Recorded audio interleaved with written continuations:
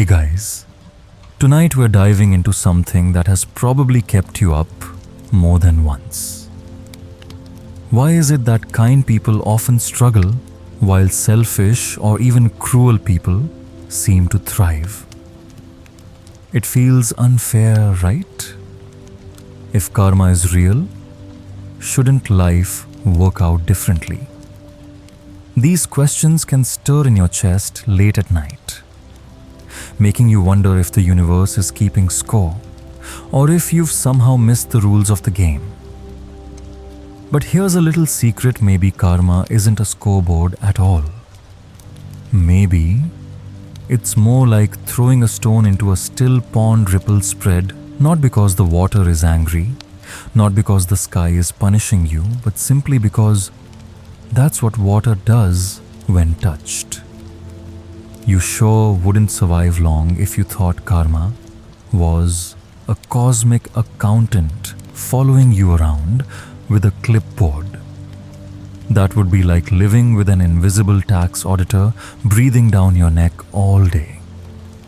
So before you get comfortable, take a moment to like the video and subscribe. But only if you genuinely enjoy what I do here. And I'd love it if you could drop a quick comment below. Where are you watching from? And what time is it for you right now? It's always amazing to see this little community stretch across time zones. Now dim the lights, maybe turn on a fan for that soft background hum, and let's ease into tonight's journey together. So let's begin by pulling apart this word we've all heard: karma. Most of us grew up hearing it like a moral boomerang. Do good, get good. Do bad, get bad. Simple, right? But then you look around and realize the world doesn't always play by those rules. That neighbor who lies and cheats is driving a brand new truck. The quiet coworker who helps everyone still gets laid off first. And inside you wonder, where's the justice in that? The truth is, karma in early Buddhist teaching isn't a punishment or a reward system. No invisible judge is hiding in the sky with a notebook, checking off boxes whenever you make a mistake or do something nice. Instead, it's more like physics, neutral, automatic, and deeply personal. Think of it like gravity. Gravity doesn't care if you're a good person or not. Drop a glass, it shatters. Toss a ball, it falls back down. Karma, too, is simply the natural unfolding of causes and conditions. You plant a seed. It grows when the soil, the rain, and the sunlight all meet. No one's handing out gold stars or detention slips. It's just the way the world works. And here's the kicker. Karma isn't just about the obvious actions you take. It's not only about stealing money or donating to charity. It's every single spark that flickers in your mind. The irritation you feel at the driver who cut you off. The quiet smile you offer to a stranger in line. Every thought, every tiny reaction, that's where karma begins. When you realize this, something shifts. Instead of living in fear of cosmic punishment, you start to see how every little choice shapes your inner world right now. It's not about waiting for some future payback. It's about noticing how anger burns you in the moment, how kindness softens you immediately. Imagine walking into your kitchen late at night. You're hungry, tired, a little restless. You grab a cookie and think, I shouldn't. But whatever. That moment of giving in sweet, comforting, but fleeting plants a seed of habit. Do it often enough and suddenly, it's not just a cookie anymore. It's a pattern of reaching for sugar whenever you're anxious. Karma is like that. It's less about cosmic reward and more about the grooves we carve in our own hearts and minds. And that's why, when you see someone who seems to get away with it, you can remember the real consequence is happening inside them, even if it's invisible on the outside. Maybe they look successful, but if their nights are restless, their mind always on guard, their joy always tied to keeping the upper hand, then that is the fruit of their actions. Karma doesn't have to wait for tomorrow. It's already ripening in the way they feel moment to moment. So when we say karma isn't about judgment, we mean this. It's not personal. It's not aimed at you. It's simply the ripple that comes after a stone drops into water. No anger, no applause, just cause and effect. Take a deep breath here. Let that settle. Notice how freeing it is to imagine a world where no one's keeping score against you. Just you, your thoughts, your actions, and the ripple they send out. It means you don't have to live in fear of punishment or chase after blessings like coupons waiting to be redeemed. You only need to be present with what you're planting right now.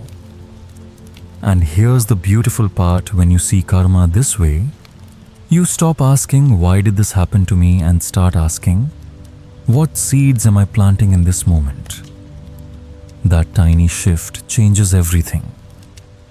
But if karma isn't punishment, then how do we explain the unfairness of life? The good people who suffer, the bad people who prosper. To really get this, we need to look at something deeper: the link between causes and conditions. That's where we head next. Alright. So we've seen that karma isn't about a cosmic referee blowing a whistle every time you slip up. It's closer to a law of nature. But if that's true, you might be thinking, why don't things always line up? Why do some seeds sprout while others seem to just vanish into the soil?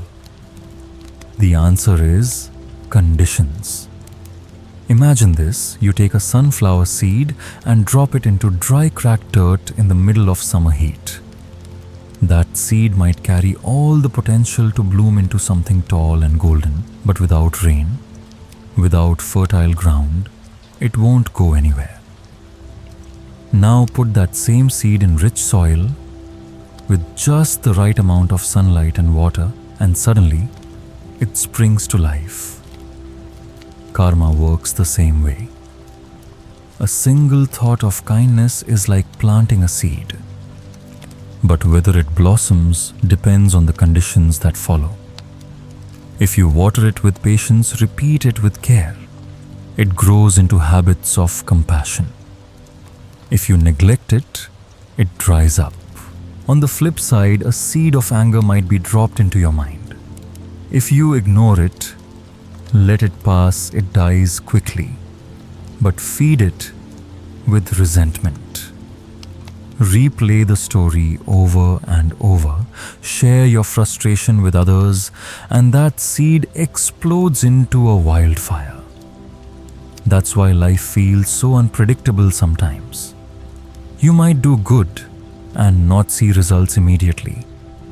You might see others cheat and still succeed. It doesn't mean karma is broken. It means the timing, the conditions aren't what you expect.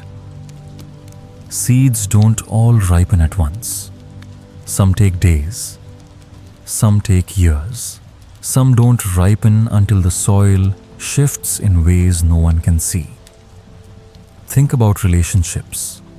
Maybe you once said a careless word to a friend years ago. so small you barely noticed. But that seed tucked away grew roots in their heart. Years later, during an argument, it suddenly sprouts and you're stunned to see how deeply it hurt them. That's karma too, the hidden seeds waiting for the right conditions. And here's a little twist that makes it even more interesting. Not every seed sprouts into the fruit you imagine. A kind act done without patience or sincerity might grow into disappointment instead of joy. A painful mistake faced with honesty and courage might ripen into wisdom instead of regret. Karma isn't a vending machine. You don't push a button and get the same thing every time. It's more like a garden. The soil, the weather, the way you care for it. All of these shape what finally grows. Take a pause with me here. Think of your own garden. What seeds have you planted recently through your thoughts, words, and actions? Which ones are you watering every day? And which ones might you be starving of sunlight? If you feel comfortable, drop a quick comment below, sharing one seed you want to nurture more in your life. Sometimes naming it out loud makes it real. Because here's the hopeful truth: you're not stuck with the seeds you've planted in the past. You can stop feeding them. You can shift conditions. You can nurture new ones. Just as a gardener can redirect water, add fertilizer, or prune branches. You can choose which patterns in your mind and actions you want to see grow. And if you've ever wondered why karma feels slow or inconsistent, remember this: you might be watching the wrong patch of soil. Some seeds are still sleeping. Some are already sprouting inside you, invisible to the eye, but deeply alive in the way you feel. Now, if this is true, that karma is about seeds and conditions, then it also means something uncomfortable. We can misunderstand it very easily. We might treat karma like a spiritual bank account, a way to trade donations or rituals for future rewards. And that, as we'll see next, is one of the biggest traps people fall into. Now that we've walked through seeds and conditions, let's talk about one of the biggest obstacles in understanding karma: the myths we've been sold. Because if you grew up in America, or honestly, anywhere in the modern world, you've probably heard karma used like a punchline.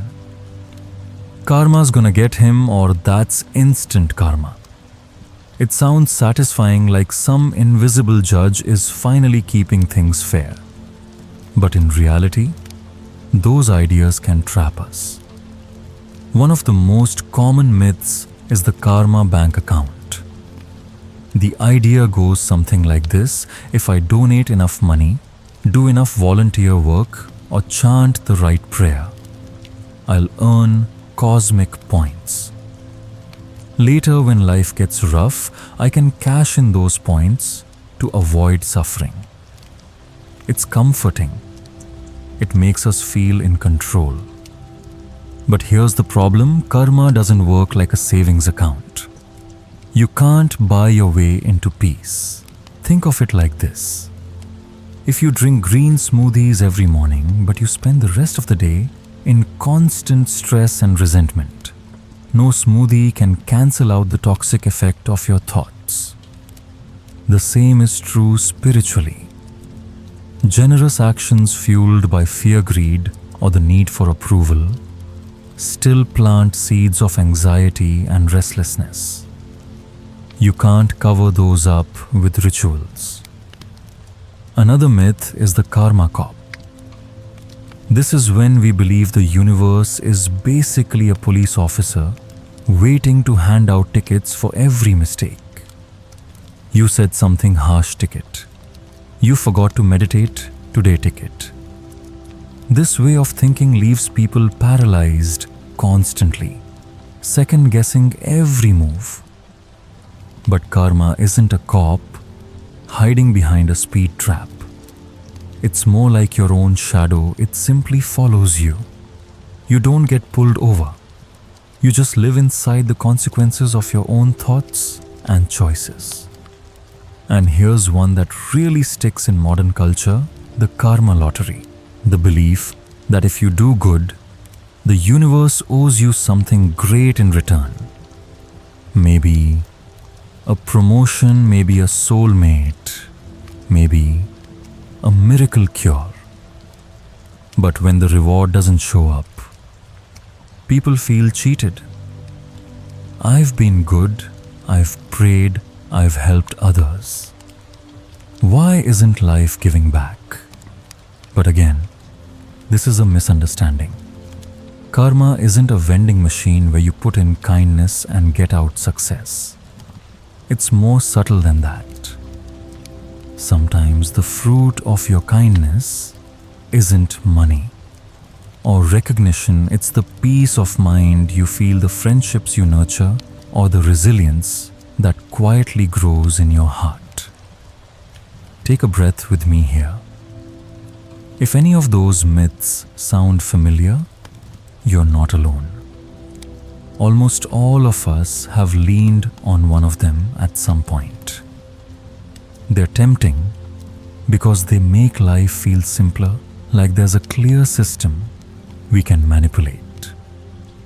But the danger is that they keep us chasing or fearing something outside of ourselves instead of noticing what's happening inside right now. So here's a little practice, pause and reflect. Have you ever treated karma like a trade, a deal with the universe? Maybe you thought, if I just do this one good thing, I'll be spared later. If you feel comfortable, share in the comments one of those moments. Don't worry, this isn't about shame. It's about recognizing how easy it is to slip into the myths, so we can laugh at ourselves a little and then let them go. Because once we let go of the myths, we're ready to see something deeper. And that is, this karma is less about what you do and more about the state of mind you're doing it from. That truth changes everything. And that's exactly where we're headed next. So here's the shift. If karma isn't a bank account, a cop, or a lottery ticket, then what is the fruit of our actions? Where does it actually show up? The surprising answer is right inside of you. Think about it. The moment you let jealousy creep in, your chest tightens, your mood darkens, and your thoughts spiral. That feeling is the fruit. You don't have to wait for next year or the next lifetime. It's happening in your nervous system right now. The same goes for anger.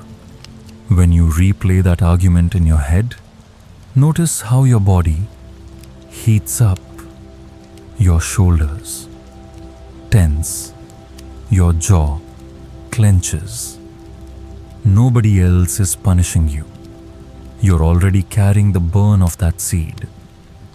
On the flip side, when you do something kind, holding the door for a stranger or sending a text just to check in on a friend, there's a quiet warmth that lingers. That warmth isn't a coupon you'll cash later. It's the immediate harvest.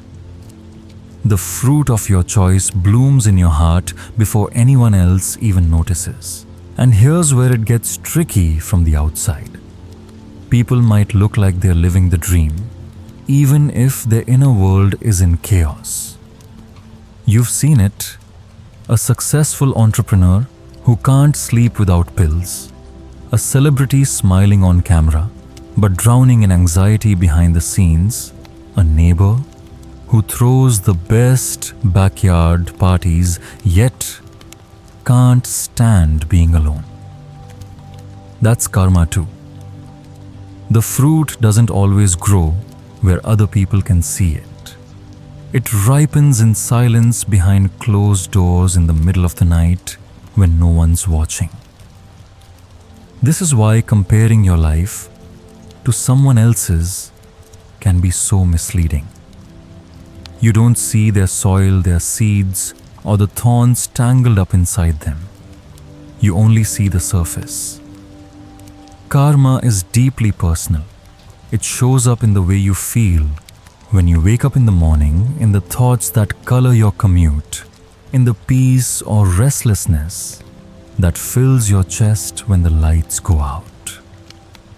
Take a slow breath with me here. Feel the air come in and let it out. Notice how even in this small act, there's a kind of fruit calm, steady grounding. That's karma too, the seed of attention, meeting the condition of breath giving birth to ease. Here's a small invitation for you the next time you catch yourself chasing results in the outer world. Pause and ask, what fruit am I tasting inside right now? If you'd like, drop a comment sharing one of those moments. Maybe it was anger that burned hot and quick, or maybe it was joy that lasted all day from something tiny. Your story might remind someone else that the fruit of karma is alive in every moment, not just in the big events. And here's the hook for what comes next. If the real fruit of karma is happening inside you, then the way forward isn't about controlling the outer world, it's about cultivating the inner one. Which raises the question, how do you actually practice with karma so that what grows in you is freedom instead of fear? That's where we turn next. So if the real fruit of karma ripens inside you, the natural question is, how do you actually practice with it? How do you make sure the seeds you're planting don't grow into thorns that cut you later? The answer is deceptively simple: awareness. Not awareness in the I read about it in a self-help book kind of way, but awareness as a daily practice, catching yourself in the exact moment a seed is dropped. Imagine anger rising. Most of us don't even notice until it's already spilling out, until we've slammed the door or fired off the text we regret. But practicing with karma means seeing the spark before it becomes a blaze, the tiny tightening in your chest, the quickening of your breath, the story beginning to form in your head. That's the moment, the seed. When you spot it, you have a choice. You don't have to water it. You can pause, breathe, and let it dry out. That choice is already a form of freedom. It's the same with good seeds. Maybe you have a fleeting thought of kindness, I should call my mom, and check in. If you notice it and act, you water it. If you let it pass, the seed might stay buried.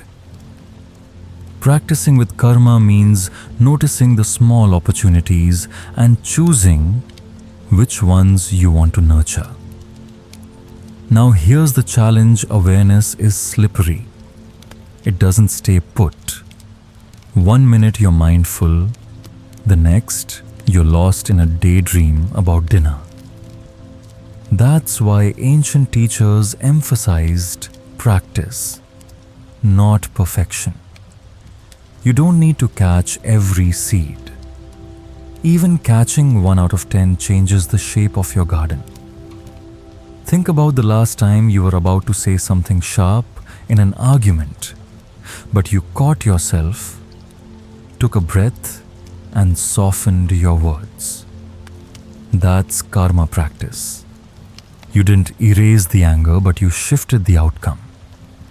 The fruit you tasted was less bitterness, more connection. And here's a little modern twist: practicing with karma doesn't mean you need to sit cross-legged for an hour every morning. It can be woven into everyday life. Washing dishes. Notice if you're rushing angrily or moving calmly. Sitting in traffic. Notice whether you're feeding impatience or practicing patience. Standing in line. Notice if you're stewing in irritation or resting in presence. Every moment is a chance to practice, because every moment plants a seed. Take a pause here with me. Feel the ground beneath you, the weight of your body, the rise and fall of your breath. Right now, in the simple noticing, you've just planted a seed of clarity. That's it. Nothing dramatic. Just presence. And since we are here together, let's make this interactive.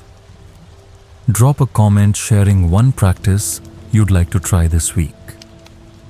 Maybe it's pausing before reacting. Maybe it's speaking kindly when you don't feel like it. Maybe it's simply noticing your breath once a day. Sharing it makes it more real, and you might inspire someone else who's listening tonight. Because here's the bigger picture: when you practice with karma, life stops feeling like something happening to you and starts feeling like something unfolding through you. And that realization sets the stage for something even more profound: freedom. Which is exactly where we're going next. So far, we've seen that karma isn't a punishment and it isn't a reward system. It's not about cosmic points or someone keeping a celestial scoreboard. It's about seeds, conditions, and the way they ripen inside you. But here's the real treasure: at the heart of all this, karma is not a prison. It's actually a doorway to freedom. Think about it. Most of the time, people use karma as a way to defend themselves or to explain away suffering. Oh, he'll get what's coming, or I must have done something wrong to deserve this. Both of those attitudes keep you trapped. One keeps you waiting for revenge, the other keeps you chained to guilt. In both cases, you're not free, you're reacting. But when you see karma as a natural flow like gravity or sunlight, something shifts. You realize you're not being punished and you're not being rewarded. You're simply tasting the fruit of what you've planted. And that means in this very moment, you can plant something new. Freedom isn't in escaping the law of cause and effect, it's in learning to work with it. Let's put it this way. Freedom is when you stop bargaining with the universe. You no longer do good because you're afraid of bad luck, or avoid harm because you want a bonus prize later. You act kindly because kindness feels natural. You refrain from harm because peace in your heart is worth more than any victory. You live truthfully because pretending feels heavy, not because you fear punishment. And the irony, that's when life starts to feel lighter. You stop carrying the weight of always calculating outcomes. You stop rehearsing stories about who deserves what. You step out of the courtroom you've built in your head and walk into a wide open field. Pause with me here. Imagine that for a moment. Walking into a field at sunrise. No scorecards, no debts, no what-ifs. Just your next step, your next breath. That's what karma looks like when it transforms into freedom. And it doesn't have to be perfect.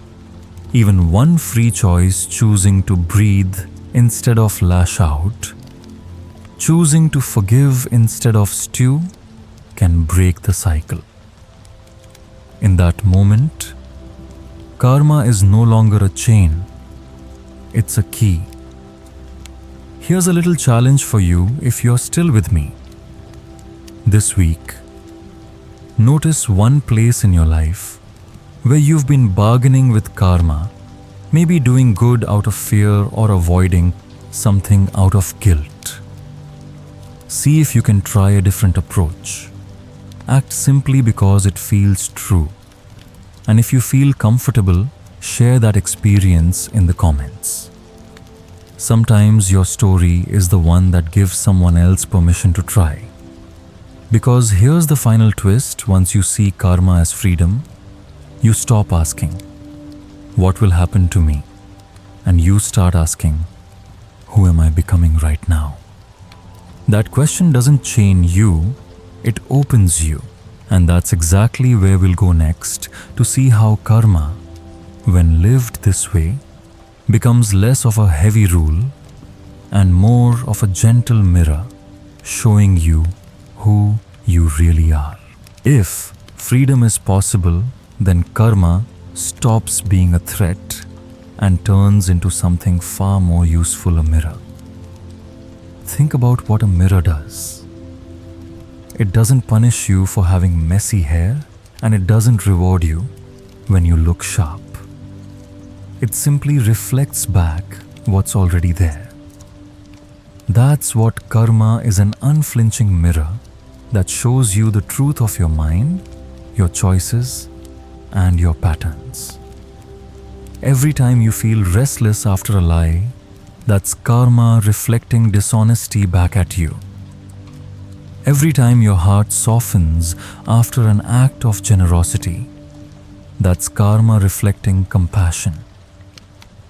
The mirror doesn't scold and it doesn't applaud. It just shows you again and again who you are becoming through your own seeds and conditions. And this is powerful because it means you don't have to wait for anyone else to tell you how you're doing. You don't have to chase validation, approval, or fear judgment. Karma is already giving you feedback in real time. That uneasy knot in your stomach. That's the mirror. The peace after a difficult but honest conversation. That's the mirror. Now sometimes we don't want to look. Just like you might avoid the bathroom mirror on a bad headache, you might avoid noticing your inner world when it's uncomfortable. But avoiding the mirror doesn't change the truth. It just keeps you stuck. Freedom comes when you dare to look without judgment, without excuses. To say, yes, this is me right now, and yes, I can choose differently. Pause here for a breath. Let yourself imagine holding up that mirror tonight. What would you see? Where are the creases, the smiles, the heavy lines you've drawn through your own choices? What do you notice when you strip away the excuses? Here's a little interactive step in the comments. Share one thing your mirror has shown you recently. Maybe it's a habit you've outgrown. Maybe it's a strength you didn't realize you had. Writing it down isn't about shame, it's about clarity. And clarity is the soil where freedom grows. Because when karma becomes a mirror, life stops being about chasing good luck or dodging bad luck. It becomes about living authentically. You stop asking, "How do I look to others?" and start asking, "What do I see in myself?" And that's where the journey naturally leads. If karma is a mirror, then the practice isn't about polishing the world outside, it's about polishing the mind inside. Which opens the door to the deepest teaching of all: how to live each moment without fear, without bargaining, and without pretending. That's what we'll explore next. So if karma is a mirror, reflecting you back to yourself, the next step is learning how to live without bargains.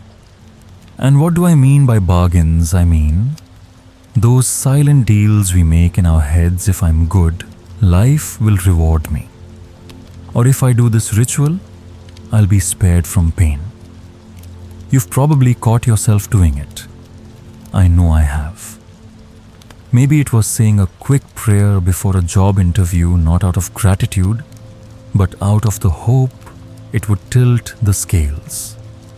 Or doing a favor for someone with that tiny whisper in the back of your mind, they'll owe me one. These little bargains feel harmless, but here's the truth: they tie you up. They turn life into a transaction instead of a relationship. Bargaining with karma is like putting quarters into a vending machine that isn't even plugged in. You push the buttons waiting for your prize to drop, and when nothing happens, you get frustrated.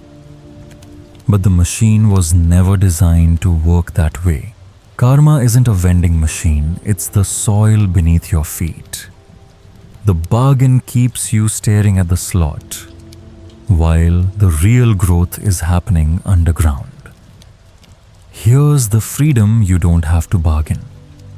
You don't have to turn kindness into currency or fear into insurance. You can simply act from clarity. You help because helping feels right. You let go because carrying the weight is too heavy. You forgive not to earn points, but because forgiveness is a lighter backpack to carry. Take a breath with me. Imagine setting down that backpack, the one filled with all your trade's promises and deals with the universe. Heavy, isn't it? And now picture walking forward without it. How much lighter do your steps feel? This is the heart of living without bargains. Your actions become genuine, uncalculated. And ironically, that's when they're the most powerful. People can feel when your kindness is free of strings. They can sense when your patience isn't a strategy, but a real expression of peace. Here's something to try this week. Do one small act of kindness with absolutely no bargain attached. No posting it online. No expectation of thanks. Just the quiet seed planted and left alone. And if you'd like, share in the comments how it felt to do something without strings. You might be surprised at how freeing it is. Because when you stop bargaining, karma stops feeling like a debt collector and starts feeling like open space. And in that space, something unexpected appears: authenticity. The real you, unmasked, moving through the world without calculation. And that, my friend, is where we're heading next, into the territory of living true, where karma becomes less of a weight and more of a compass. If living without bargains sets you free, then the next question is, what guides you? If karma isn't a scoreboard or a vending machine, how do you know where to go, how to live, how to choose? That's where karma shifts from being a weight to being a compass. A compass doesn't push you or pull you. It doesn't force you to take a certain road. It simply points north, steady and clear, no matter where you're standing. Karma works like that. Each choice you make, each thought you nurture, each word you speak, it all points you in a direction. Toward openness or toward fear, toward compassion or toward bitterness, toward freedom or toward more knots inside your chest. Think about the last time you told the truth when it was hard. You probably felt exposed, maybe even shaky. But underneath it all, there was a quiet sense of alignment, like your inner compass had clicked north. That's karma showing you the way. Or remember the time you lashed out, said something sharp, and felt uneasy. Afterward, that knot in your stomach was the compass too pointing away from your true direction. This is the subtle gift of karma. You don't need a manual handed down from the sky.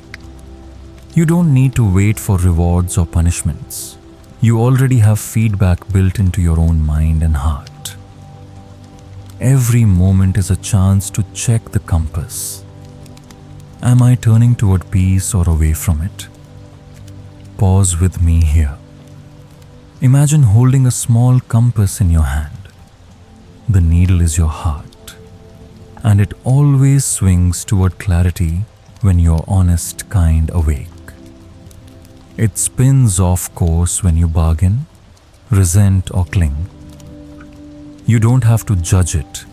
Just notice where it points and adjust your steps. And here's the beautiful part. This compass is always available. Even when you've made mistakes. Even when you've been walking the wrong way for years. The moment you stop, breathe, and look, it's still there, steady as ever. You don't need to be perfect to use it. You just need to check in. Here's a little practice you might try this week once a day. Pause for 60 seconds and ask yourself, where is my compass pointing right now? Toward openness or toward fear? Toward kindness or toward anger? And if you feel comfortable, drop a comment below about what you notice. Sometimes writing it down makes the needle clearer. Because here's the truth. Karma isn't there to trap you. It's there to guide you moment by moment, step by step. And when you start living by that compass, life feels less like a maze and more like a path you can actually walk with confidence. But this opens up a deeper question. If the compass always points to truth, what happens when we ignore it? What happens when we keep walking in the wrong direction even when the signs inside us say stop? That's exactly what we'll explore next. So far, we've seen how karma can act like a compass, always pointing you back toward clarity, honesty, and freedom. But here's the uncomfortable truth. Most of us ignore it sometimes for years. Think about it. The compass points north, but you say, nah, I'll just keep heading west. I'll figure it out. At first, it doesn't feel like much. Maybe you feel a little tension in your chest after a white lie, or a faint unease after cutting corners at work. Small stuff, right? But ignore it long enough and those tiny ripples build into waves. Suddenly you're far from where you meant to be, wondering how you got so lost. Ignoring the compass isn't about one huge mistake. It's about the slow drift. It's the pattern of not listening. Each time you silence that inner nudge, don't say it like that. Maybe apologize. Take a breath before reacting. You're choosing to walk away from alignment. And the farther you walk, the harder it feels to turn back. But here's the thing, the compass never disappears. No matter how far west you've wandered, the needle still points north. And the moment you stop and look, you know the direction home. That's the hope baked into karma. You're never too lost to turn around. Take a pause with me here. Maybe there's an area of your life where you've been ignoring the compass. A relationship where you keep pushing away the voice that says, be honest. A habit you know drains you, but you avoid the discomfort of change. Just notice it. Don't shame yourself.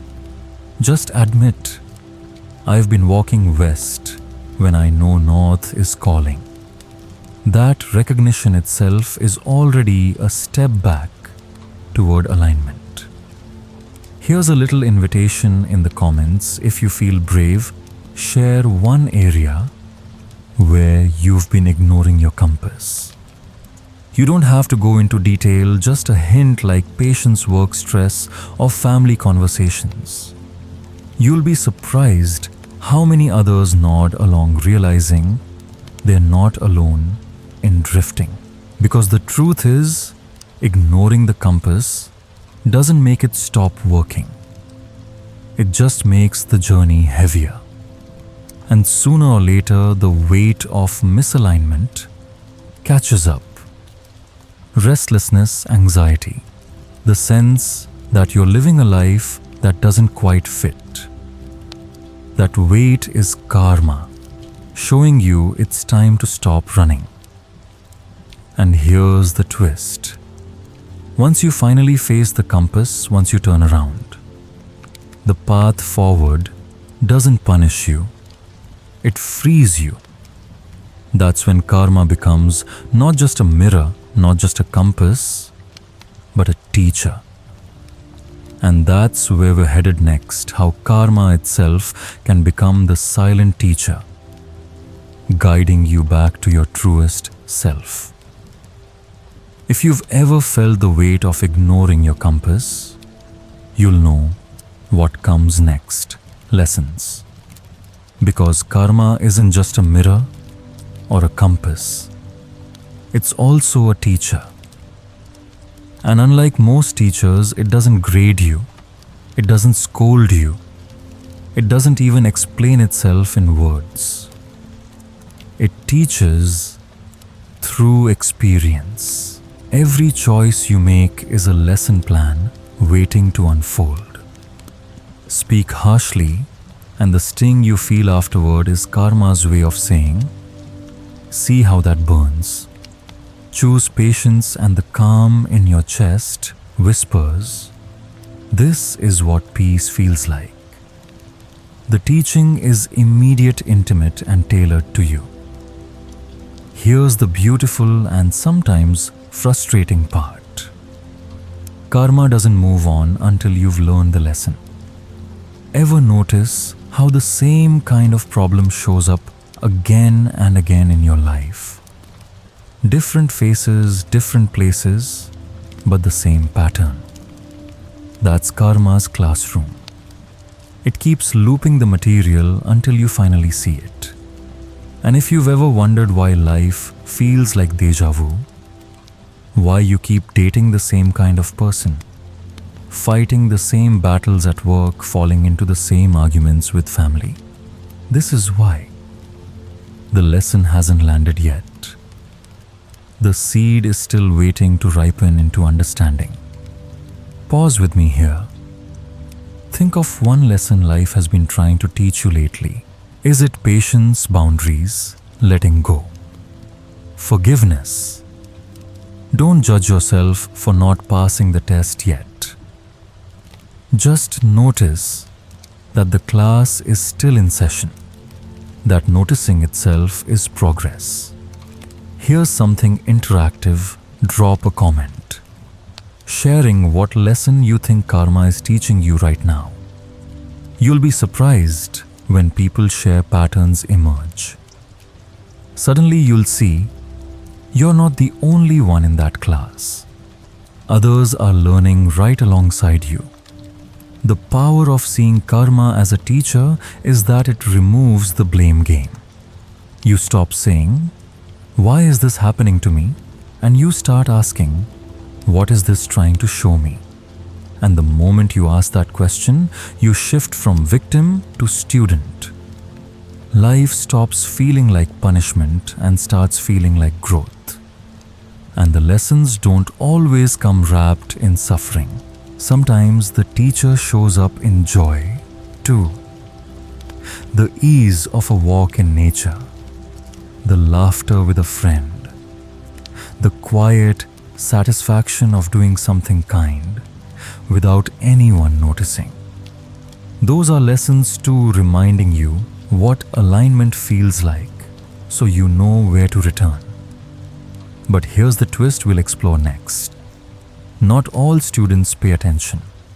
Some sleep through class. Some memorize the rules without ever understanding them. And some, well, they fake their way through. Which raises the question, how do we know if we're really learning or just wearing the uniform? That's the journey we'll step into next. So if karma is a teacher, then here's a question worth asking. Are we really learning, or are we just playing the role of a good student? Because let's be honest, it's easy to wear the uniform without doing the work. Maybe you know the right words to say, I forgive you, I'm over it. I'm living mindfully. But deep down, your stomach is still tight. Your jaw still clenched. Your heart still rehearsing the same arguments. That's not learning. That's costume. Think of it like going to the gym and standing next to the weights, posting a picture on Instagram, then heading home. You look the part, but your muscles don't change. Spiritually, it's the same. You can meditate for show, do charity for reputation. Keep rules out of fear, but if your mind is still boiling inside the uniform, doesn't matter. Karma doesn't grade appearances. It reflects your state of being. And here's the tricky part, sometimes we fool even ourselves. We convince our mind that going through the motions is enough. I prayed, I donated, I was polite. That should count. But then life pushes us and the mask slips. That's when the real lesson appears. And if we're honest, that's often when growth actually starts. Pause with me here. Take a slow breath and check in. Are there places in your life where you're wearing the uniform? Smiling when you're not okay. Saying I've moved on when you really haven't. Notice that, not to shame yourself, but to get curious. Because curiosity cracks open the uniform and lets the real work begin. Here's a small challenge, and I'd love to see your thoughts in the comments. Name one place where you've been playing the role instead of living the truth. Just one word like work, family, forgiveness. You don't have to explain it. Sometimes just naming it is enough to take off part of the mask. Because the truth is, karma isn't swayed by appearances. It doesn't reward uniforms, and it doesn't punish mistakes. It reflects reality. And that's good news, because it means you don't have to pretend anymore. You don't have to fake calm, fake kindness, fake growth. You can just meet yourself as you are and start from there. And once you stop playing the part, something powerful happens. Authenticity takes root. And authenticity, unlike a uniform, can't be faked. It transforms you from the inside out, which leads us into the next step of the journey. What happens when we finally strip away the costumes and start living with that raw, unfiltered honesty? Once you set aside the uniform, you step into something far more powerful: authenticity. And let's be clear, authenticity isn't about blurting every thought or wearing your heart like a billboard. It's about aligning your inner world with your outer actions, so what you do matches who you really are. Think about how much energy pretending takes.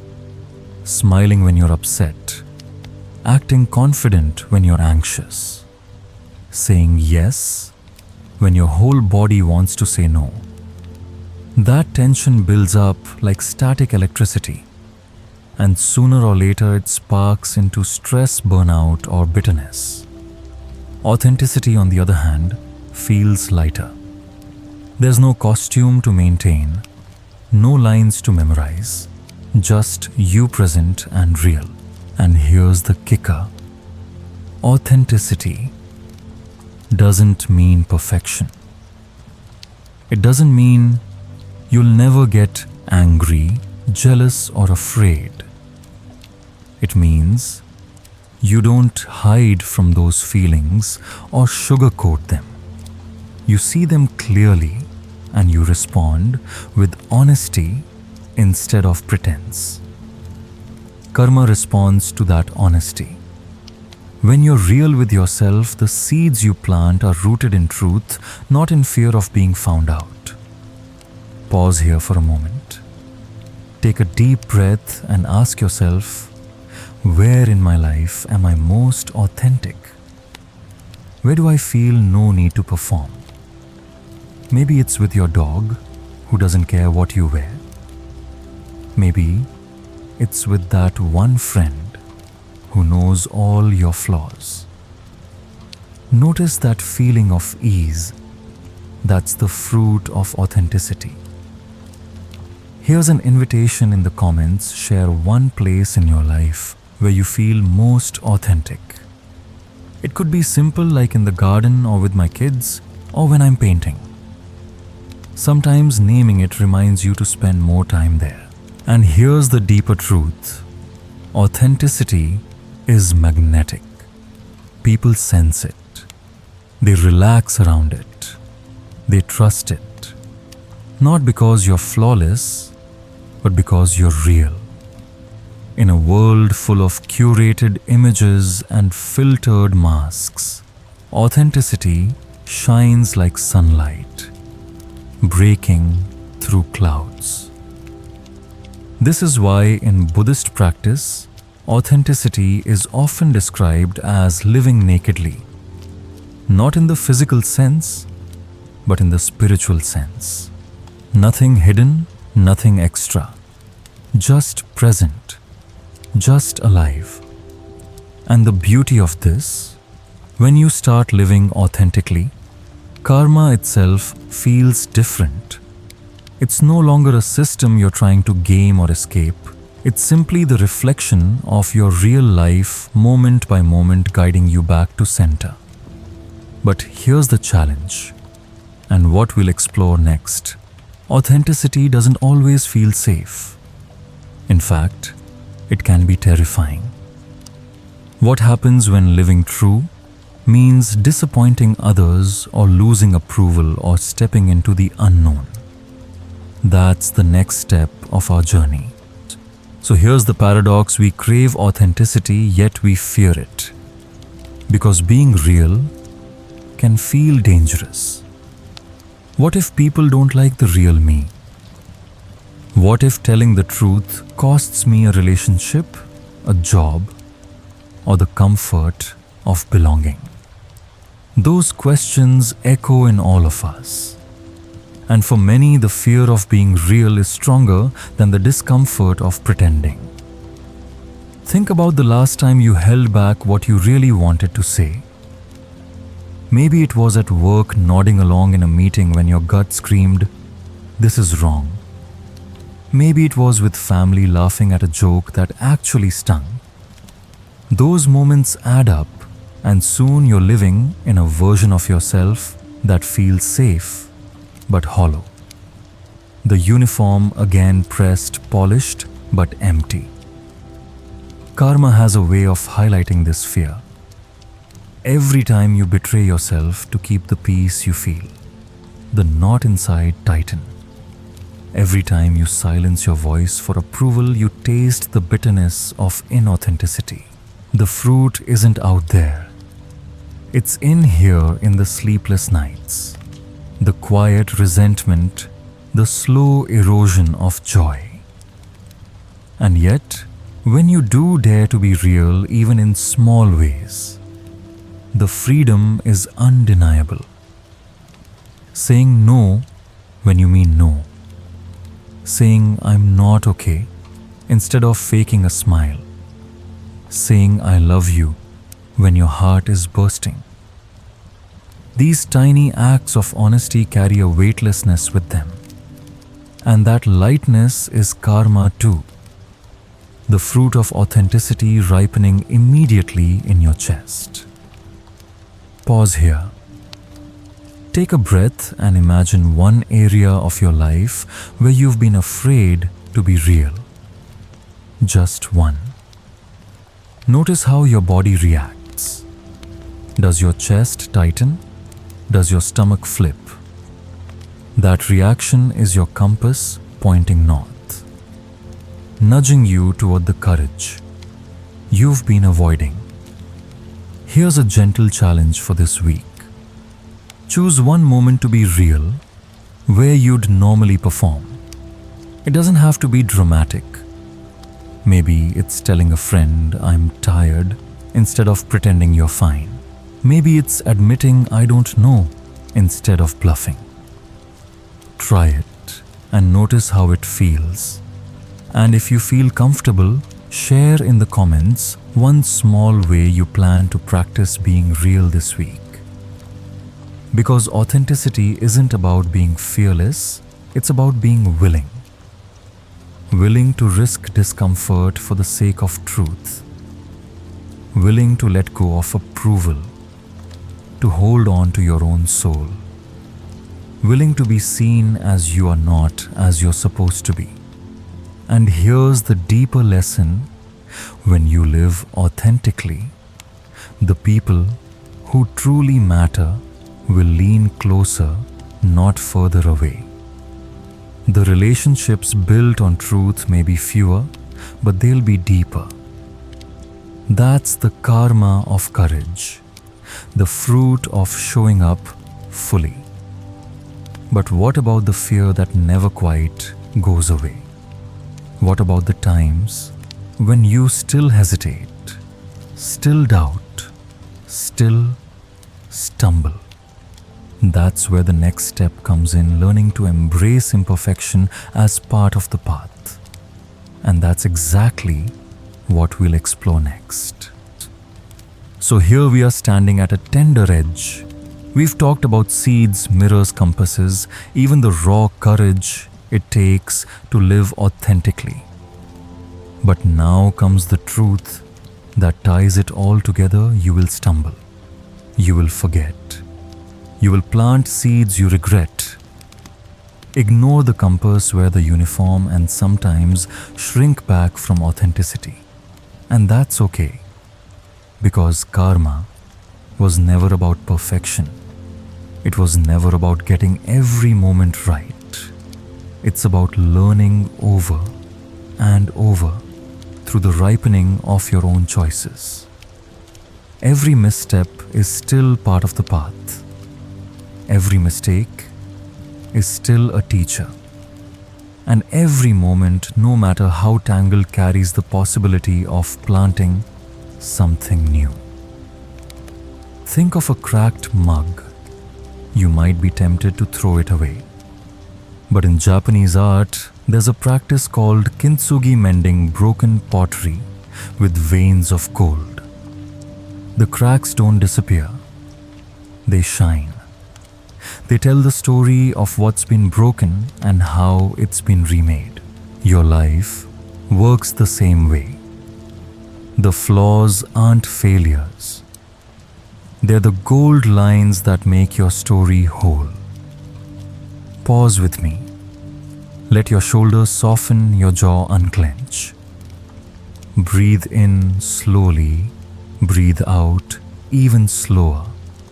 Notice how even now in this imperfect body, with its scars and stories, there's a quiet wholeness. That's the fruit of imperfection embraced, not denied, not hidden, but seen and carried with care. Here's a final invitation. Drop a comment sharing one imperfection you're learning to accept. Maybe it's impatience. Maybe it's overthinking. Maybe it's the fear of being real. Naming it doesn't make it worse, it makes it lighter. And you might find someone else has been carrying the same thing, and suddenly you're less alone. Because the deepest gift of karma isn't about control, it's about freedom. Freedom to stop bargaining. Freedom to stop performing. Freedom to stumble, to stand, to live as you are. When you see karma this way, you don't live in fear of punishment or hunger for reward. You live in presence, planting seeds not because you must, but because you can. And maybe that's the quiet secret the Buddha was pointing to all along, that the path isn't about earning a perfect future, but about stepping into the truth of this imperfect, beautiful moment. So as we close tonight, let me say this. Thank you for walking with me through this journey. If something touched you, pause and let it sink in. Leave a comment about what resonated most, and don't forget to subscribe and hit the bell if you'd like to keep exploring together. Now dim the lights a little lower, let the fan hum in the background, and let yourself drift. You don't need to fix anything tonight. Just breathe. Just rest. Just be. End of script. Sweet dreams.